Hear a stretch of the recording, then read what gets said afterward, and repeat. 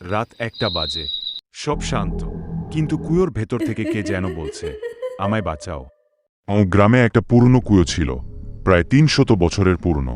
কেউ আর পানি তুলত না ওখান থেকে, কারণ শোনা যেত রাত হলে কুয়োর ভেতর থেকে মেয়ের কান্নার শব্দ। একদিন গ্রামের এক সাহসী যুবক ঠিক করল, সে সত্যিটা জানবেই। রাতে টর্চ নিয়ে গেল সে কুয়োর ধারে। হঠাৎ টর্চ অফ হয়ে গেল আর পেছন থেকে শোনা গেল, তুইও পড়বি আজ আমার মতো। সকালে পাওয়া গেল সেই ছেলেটার জুতা আর একটা ফাটা হাতঘড়ি। কুয়োর পানি লাল হয়ে উঠেছিল।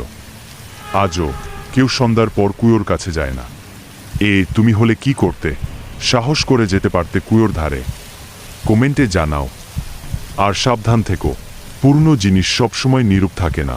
এই গল্প ভালো লাগলে লাইক করো বন্ধুরা, প্লিজ সাবস্ক্রাইব করে দিও।